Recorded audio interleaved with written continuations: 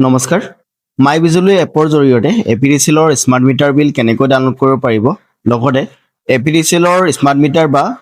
postpaid মিটাৰৰ বিল কেনেকৈ check কৰিব পাৰিব আৰু কেনেকৈ পে কৰিব পাৰিব আজি ভিডিঅ'ৰ জৰিয়তে আপোনালোকক দেখাবলৈ গৈ আছো আপুনি লৈ থকা স্মাৰ্টফোনৰ সহায়তে আপোনালোকে পেমেন্টটো কৰিব পাৰিব অতি সহজে কেনেকৈ কৰিব সকলো ডিটেইলছ আজি ভিডিঅ'ৰ জৰিয়তে আপোনালোকক দেখাবলৈ গৈ আছো প্ৰথমতে আপোনালোকে কি কৰিব প্লে ষ্টৰটো ওপেন কৰি মাই বিজুলী এপটো ইনষ্টল কৰি ল'ব ঠিক আছে মাই বিজুলী তো এটা মাই বিজুলী বুলি সার্চ কৰাৰ লগে লগে দেখা পাই যাব আপোনালোকে মাই বিজুলী এপটো সো ইয়াতে আপোনালোকে ইনষ্টল কৰি ওপেন কৰি দিব ওপেন কৰাৰ লগে লগে ইন্টাৰফেসটো এনেকৈ খোল খাই যাব কিন্তু তাৰ আগতে আপোনালোকে লগইন কৰিব লাগিব লগইন কৰিবলৈ আপোনাৰ যেটো এপিডিচিএলৰ ৰেজিষ্টাৰ মোবাইল নম্বৰ হেতু প্ৰয়োজন হ'ব আৰু হেতু মোবাইল নম্বৰ এন্টাৰ কৰাৰ পাছতে আপোনালোকৰ তাতে এটা ওটিপি যাব ওটিপিটো ফিল আপ কৰাৰ পাছত আপোনালোকে অতি সহজে লগইন কৰিব পাৰিব লগইন কৰাৰ লগে লগে ইন্টাৰফেসটো এনেকৈ খোল খাই যাব আপোনালোকে ইয়াতে দেখা পাইছে আপোনাৰ কনজিউমাৰ নম্বৰ শো হৈ যাব meter box number smart meter নে পোষ্টপেইড মিটাৰ আৰু কানেক্টেড লোড কিমান আছে দেখাব আৰু কেটেগৰী আৰু কনজিউমাৰ ষ্টেটাসটো সো ইয়াতে আপোনালোকে দেখা পাই যাব তলত আপোনালোকে কেইটামান অপচন দেখা পাই যাব view balance recharge view uses so এইকেইটা অপচন আপোনালোকে দেখা পাই যাব আৰু কিছুমান অপচন আছে আপোনালোকে স্ক্ৰল সাইড কৰিলে এইকেইটা অপচন দেখা পাই যাব ইয়াতে আপোনালোকে দেখা পাইছে recharge history monthly statement so change process এইকেইটা আপোনালোকে কাম কৰিব পাৰিব আৰু বহুকেইটা কাম আপোনালোকে কৰিব পাৰিব প্ৰথমতে আপোনালোকক মই দেখাবলৈ গৈ আছো আপোনালোকে বেলেন্স কেনেকৈ চেক কৰিব অতি সহজ জাস্ট ভিউ বেলেন্স অপচন আপোনালোকে ক্লিক কৰি দিব লগে লগে আপোনাৰ বেলেন্স কিমান পেন্ডিং হৈ আছে এটো শো হৈ থাকিব ঠিক আছে ইয়াত আপোনাৰ বেলেন্স শো হৈ থাকিব আৰু কনজিউমাৰ নেম আৰু কনজিউমাৰ এড্ৰেছ শো হ'ব আৰু লাষ্ট ৰিচাৰ্জ ডেট এটা শো হৈ থাকিব ঠিক আছে আপুনি লাষ্ট টাইম কেতিয়া ৰিচাৰ্জ কৰিছিল এটো শো হৈ থাকিব ঠিক আছে তো কেনসেল কৰি দিব তাৰ পাছতে আপোনালোকে দেখা পাইছে ৰিচাৰ্জ এই ৰিচাৰ্জ অপচনত ক্লিক কৰিব আপুনি ৰিচাৰ্জ কৰিব বিচাৰিলে সো ইয়াতে ক্লিক কৰি দিব ক্লিক কৰাৰ পাছতে আপোনালোকে দেখা পাইছে ৰিচাৰ্জ এমাউন্ট আপোনালোকক খুদিছে কিমান টকা আপোনালোকে ৰিচাৰ্জ কৰিব বিচাৰে এটা আপোনালোকে ৰাউন্ড ফিগাৰত ৰিচাৰ্জ কৰিব পাৰিব 100 200 300 400 তেনেকৈ ৰিচাৰ্জ কৰিব পাৰিব সো এটা মই 300 সিলেক্ট কৰিছো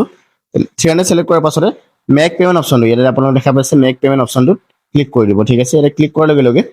অলপ লোডিং ল'ব পাৰে লোডিং লোৱাৰ পাছত আপোনালোকে দেখা পাই যাব কেইটামান অপচন আৰু ইয়াতে আপোনালোকে সিলেক্ট কৰিব পাৰিব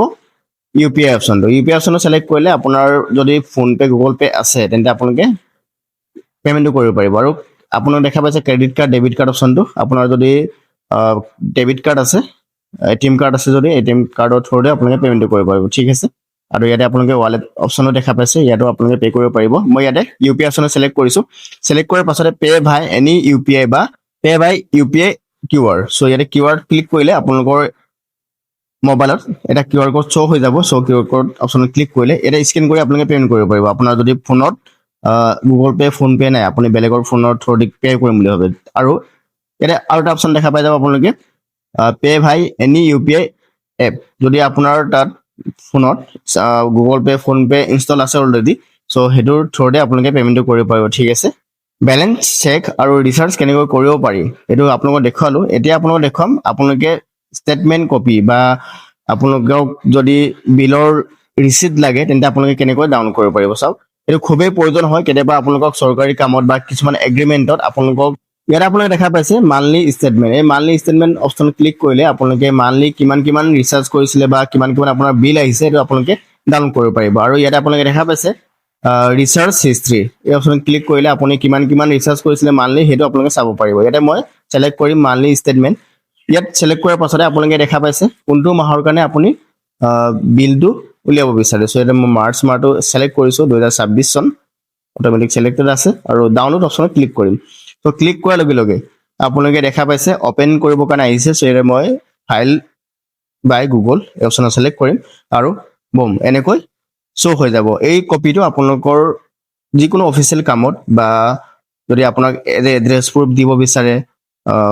যিকোনো কামত প্ৰয়োজন হয় একচুয়ালি স্মাৰ্ট মিটাৰ হোৱাৰ পৰা আজিকালি যোনো বিলৰ কাগজটো ঘৰত নাহে আপোনালোকে এনেকৈ ডাউনলোড কৰিব লাগিব ঠিক আছে আৰু আপোনালোকে ওয়েবসাইটতো গৈ ডাউনলোড কৰিব পাৰিব ওয়েবসাইটতো অলপ ক্ৰিটিকেল হয় গতিকে আপোনালোকক মই এই এপৰ জৰিয়তে ডাউনলোড কৰি দেখুৱাইছো ঠিক আছে আৰু ইয়াতে আপোনালোকে ৰিচাৰ্জ হিষ্ট্ৰী ক্লিক কৰিলে আপুনি মান্থলি কিমান ৰিচাৰ্জ কৰিছিলে সো ইয়াতে শো হৈ থাকিব ঠিক আছে এনেকৈ চাব পাৰিব সো বন্ধু-বান্ধৱীসকল আপোনালোকে এনেকৈ এপিডিচিএলৰ মাই বিজুলী এপটো ইউজ কৰিব পাৰিব আৰু কিবা জানিবলগীয়া থাকিলে বা কিবা আপোনালোকৰ যদি প্ৰশ্ন আছে তেন্তে মোক কমেন্ট কৰি সুধিব পাৰে আপোনালোকৰ প্ৰশ্নৰ উত্তৰ মই নিশ্চয় কমেন্টৰ ৰিপ্লাই কৰিম আৰু আপোনালোকৰ যদি কিবা অসুবিধা হয় তেন্তে মোক নিশ্চয় কমেন্ট কৰিব